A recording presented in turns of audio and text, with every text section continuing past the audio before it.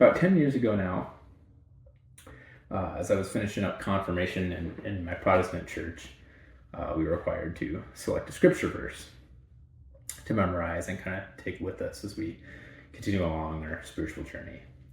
And I ended up really looking at the Psalms. I really enjoyed the Psalms. Obviously, we sang a lot of them in church. But one that always brought me great comfort, even when I was much younger, that my dad used to tell me is Psalm 23:4, which kind of goes like this. Though I walk through the valley of the shadow of death, I shall fear no evil, for thou art is with me. His rod and thy staff comfort me. When I was young and choosing that verse, the first part of that verse, which is, as I walk through the valley of the shadow of death, I shall fear no evil. That one I understood as a kid, because I was scared of a lot of things, being scared of the dark and being alone and just in general fearful of the unknown and the future. And so that one made a lot of sense to me. But what was difficult for me was thy rod and thy staff comfort me. That was difficult for me to understand, quite a long time. And even beyond just using vocabulary that I wasn't very familiar with at the time, even understanding it more clearly in adulthood, it took me many years up until this point to really kind of grasp the true essence behind the end of that verse, his rod and thy staff. And the rod in that verse represents correction. You would grab a rod and you would poke at the sheep, or you would prod at them to make sure that they're going the direction, or maybe even going as far as to strike them. And then the staff, can be used in a similar way, but it's to brace the shepherd. The shepherd uses the staff as a foundational tool.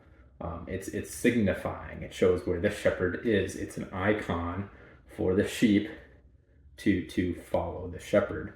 Without the staff, shepherd has no signifying difference between, just another person, or your caretaker. So the staff in this verse at least represents, that icon.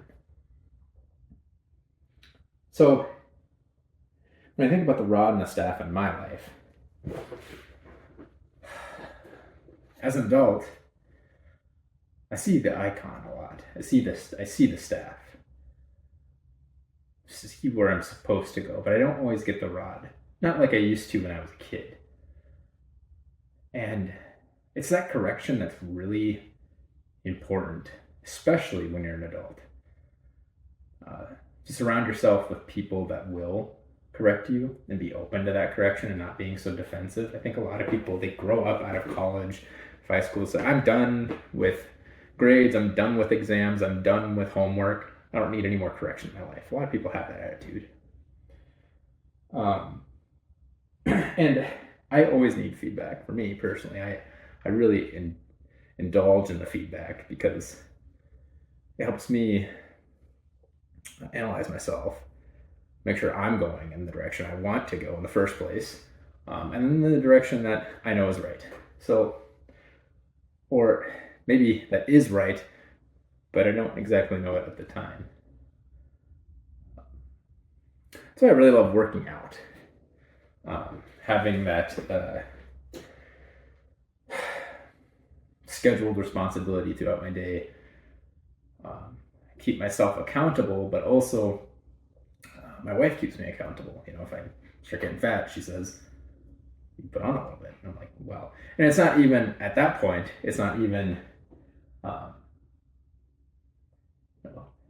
critique. It's just an acknowledgement of the fact that I have put on weight.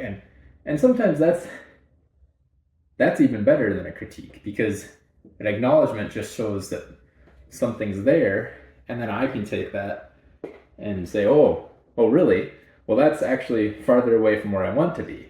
So then I end up critiquing myself, which I think is also very healthy, especially for young adults. They need to learn that skill. And that's one I exercise daily and try to get better at, right? Within limits. I think sometimes we a little too hard on ourselves, especially in Western culture where there's the whole grind set mindset. Um, rat race, I think, is what previous generations have called it. But what's so great about working out, there's an end goal, right? Or an evolving goal. The goal is to get fitter, better, leaner, have better longevity, stronger, be a stronger masculine figure for your family. If I didn't have my wife and my family, this wouldn't mean as much to me. So, I probably wouldn't do it as often, but now that I actually have somebody that I have to live for, I'm really more conscientious about it and take that knowledge into my nutrition and which is why this whole fasting thing is kind of great because it kind of already aligns with a lot of the nutritional stuff I've been doing already. So I'm gonna get back to work here, but that was just something I was thinking about today, and yeah, try to hold yourself more accountable. And I want to be clear that these weights, this home gym here, and anybody can have a home gym. I mean, you don't need a ton of weights, treadmill, weight rack. You can just do body weight. You can go get a cheap Planet Fitness membership card or just go outside if you live in an area where you can be outside all day round, and just do, like I said, body weight exercises.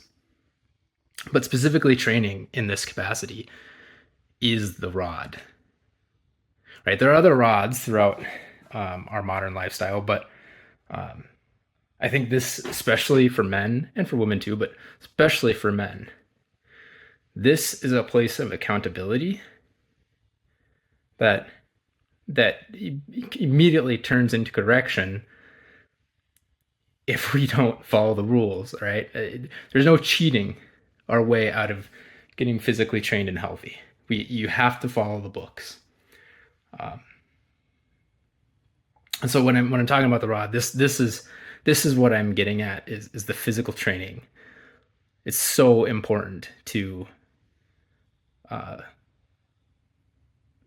strain the body, and it's spiritually training too. Like all the endorphins that are released, it soothes the emotions, it calms the mind, lowers cortisol levels. Like this is the healthiest access to mind-altering hormones right here is this kind of stuff, and it helps regulate everything from brain chemicals to your digestive tract. And everybody should be doing this, but especially men, because men need the challenge. They need the athleticism. They need the camaraderism that comes with being in a training community. And then they also need the competitiveness to keep themselves accountable, to keep others accountable, and then spiritually uplifting each other throughout the way.